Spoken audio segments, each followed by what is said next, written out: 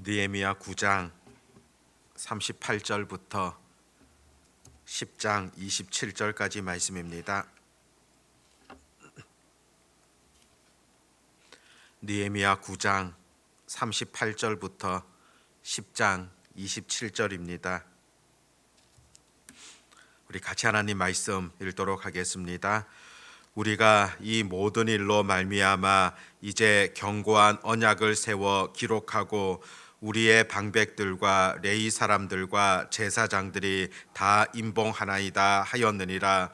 그 임봉한 자는 하가랴의 아들 총독 느헤미야와 시드기야, 스라야, 아사랴, 예레미야, 바스홀, 아마랴, 말기야, 핫두스, 스바냐, 말룩, 하림, 브레못, 오바댜, 다니엘, 긴느돈, 바룩, 무술람, 아비야, 미야민, 마아시야, 빌게, 스마야이니 이는 제사장들이요 또 레위 사람 곧 아사냐의 아들 예수와 헤나닷의 자손 중 빈누이 감미엘과 그의 형제 스바냐, 호디야, 그리다, 불라야, 하난, 미가, 르홉, 하샤바, 삭굴, 세레바, 스바냐, 호디야, 바니, 부니누요 또 백성의 우두머리들 곧 바로스, 바핫 모압, 엘람, 사뚜, 바니, 분니, 아스가, 베베, 아도니야, 비그웨, 아딘, 아델, 히스기야, 이술, 호디야, 핫숨, 베세, 하립, 아나돗, 노베, 막비아스, 무술람, 헤실, 무세사벨, 사독, 야뚜아, 블랴다, 하난, 아나야, 호세야, 하나냐, 핫숲, 할르에스, 빌하, 소백, 루훔, 히삼나, 마아세야, 아히야, 하남, 아난, 말룩, 하림, 바나이니라. 아멘. 느헤미야 9장 말씀을 보면은 이스라엘 백성들 과거를 돌아보면서 하나님 앞에서 새로운 결단을 하게 되는 그런 내용들이 기록되어져 있습니다. 그러면서 9장 마지막 38절에서는 하나님과 견고한 언약을 맺게 되어지는 그런 내용이 기록되어집니다. 38절 보면 우리가 이 모든 일로 말미암아 이제 견고한 언약을 세워 기록하고 우리의 방백들과 레위 사람들과 제사장들이 다 임봉하나이다 하였느니라.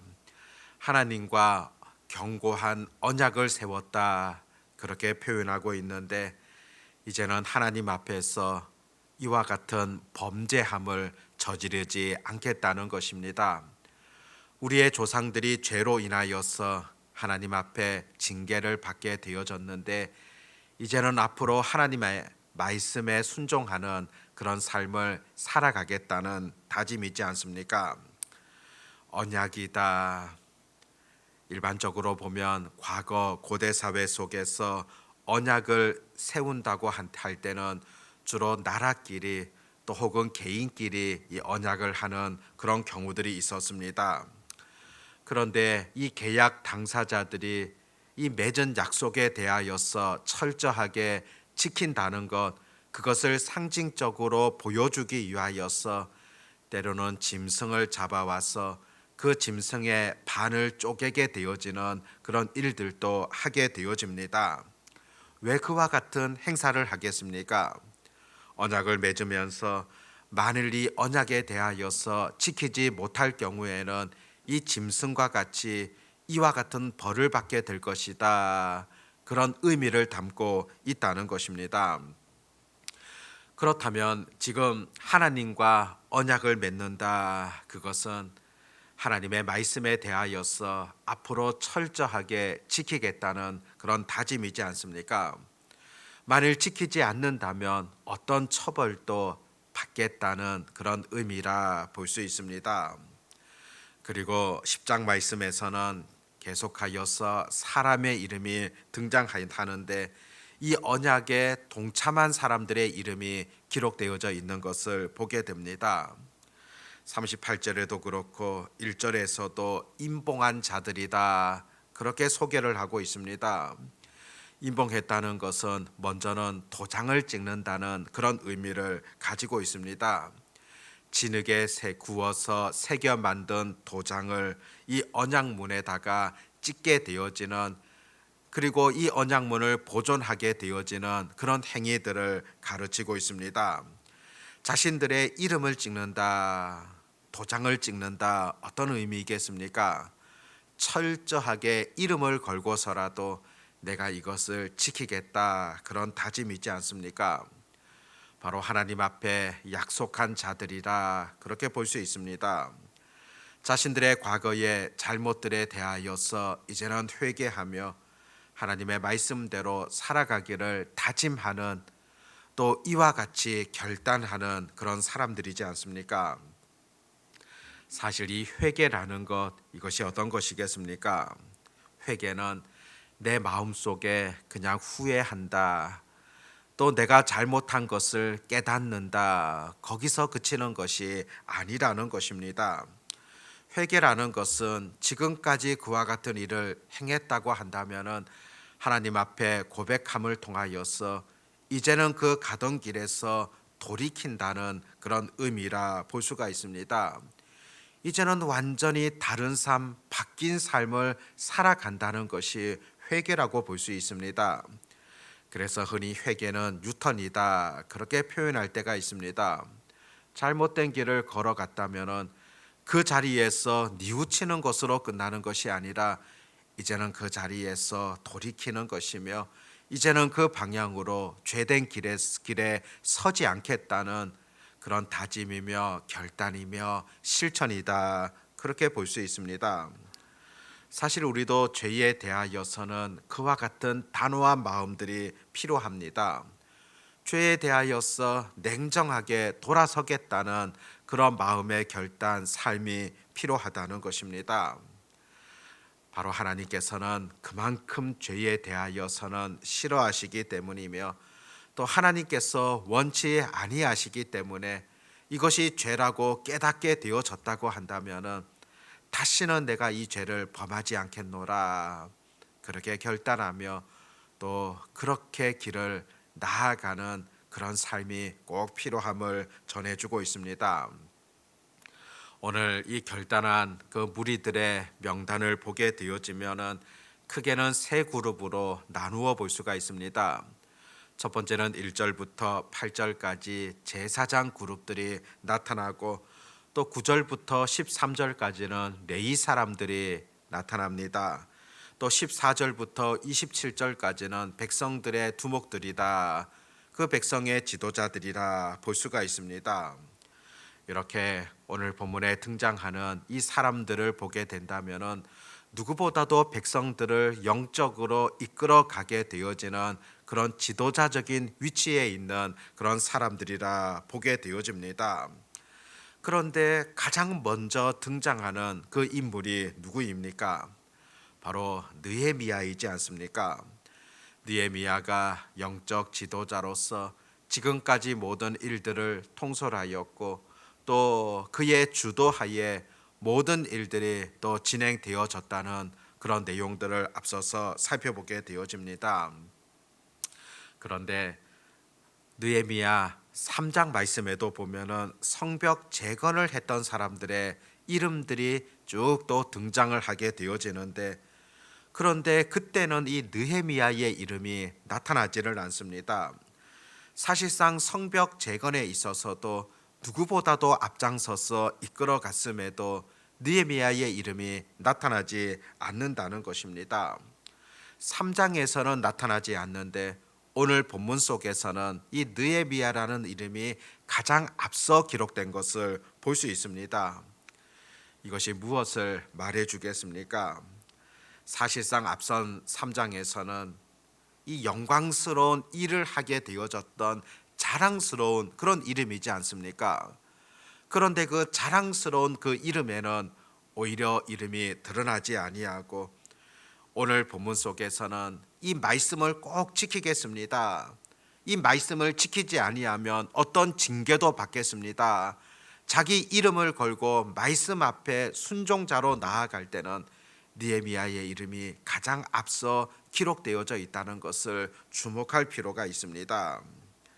하나님 앞에서 충성하며 말씀을 지키겠다는 명단 속에서는 가장 먼저 나타나지만은 헌신자로 특별히 무엇보다 영광스러운 그런 이름 앞에는 등장치 않는다는 것, 또 느헤미야의 어떤 겸손한 모습이 아닐까 그와 같은 생각도 하게 되어집니다. 아무튼 지도자의 위치라는 것은 참 중요합니다.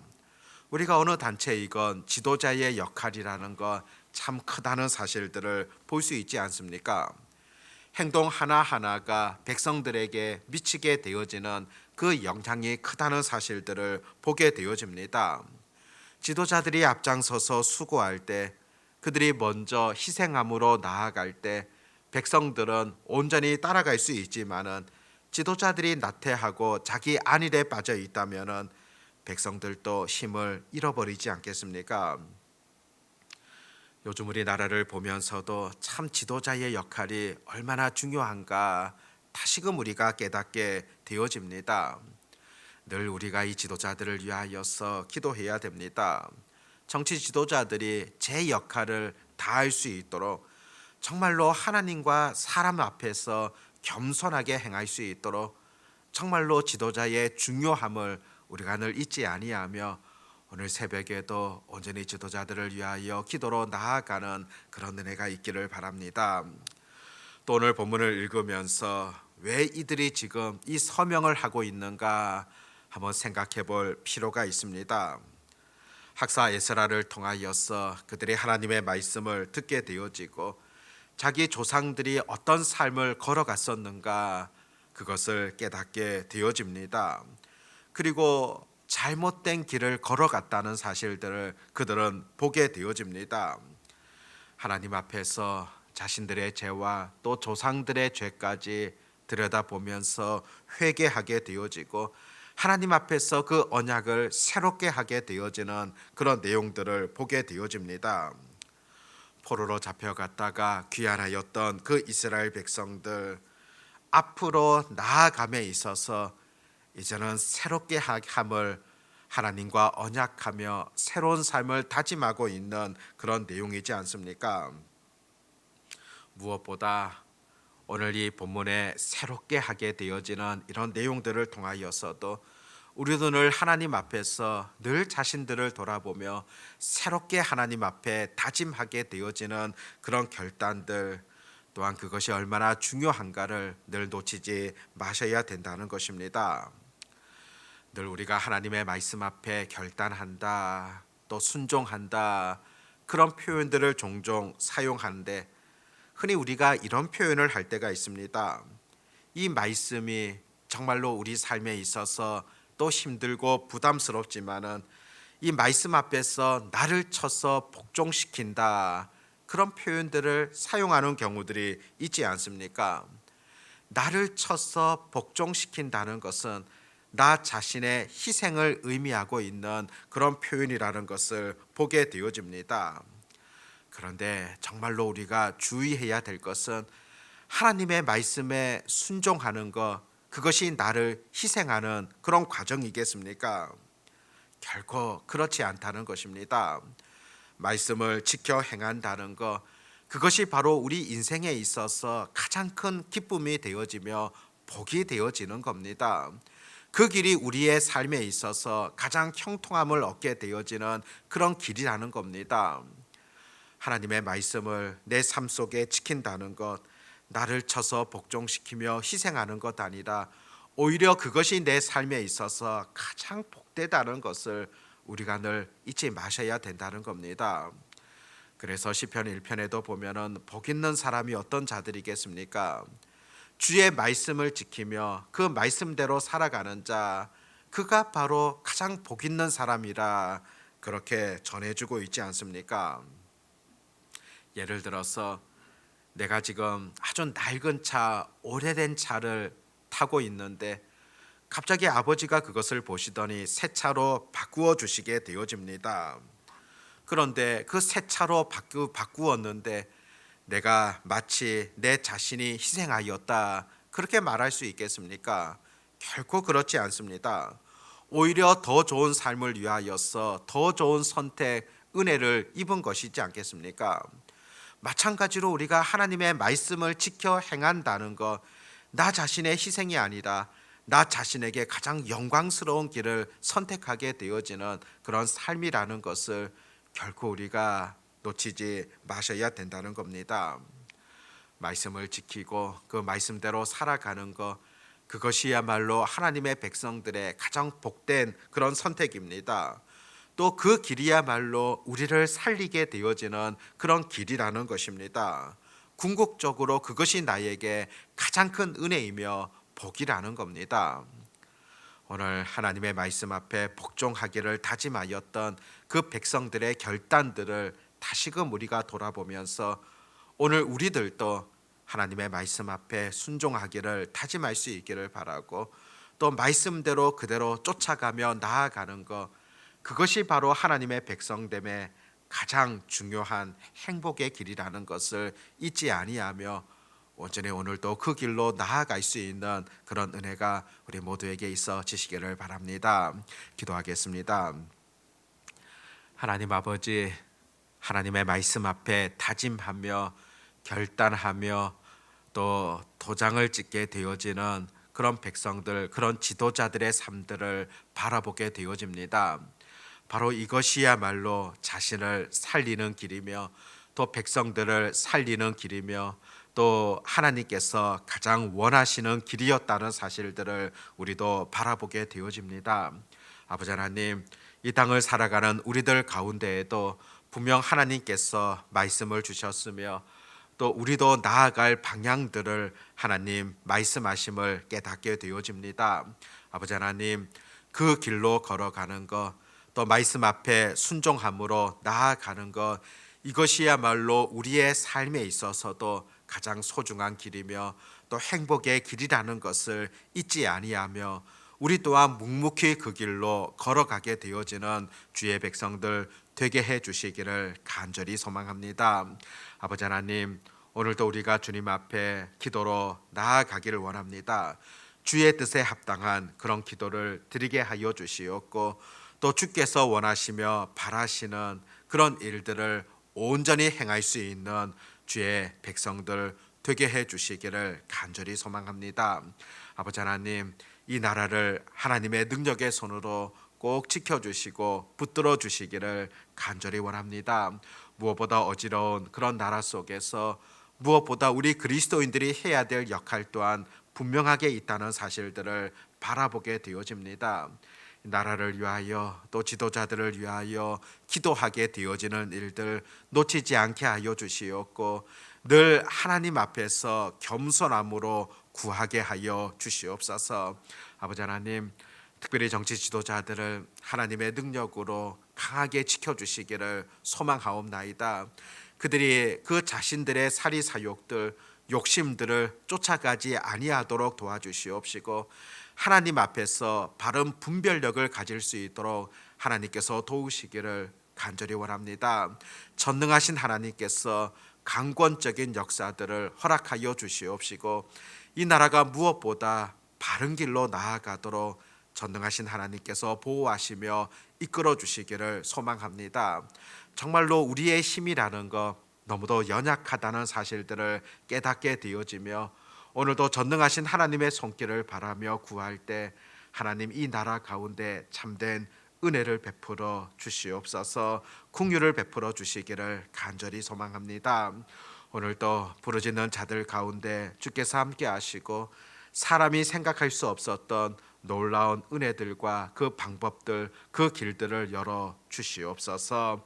오늘도 우리 아버지 하나님을 온전히 의지하오며 전능하신 우리 주 예수님의 이름으로 기도드립니다. 아멘.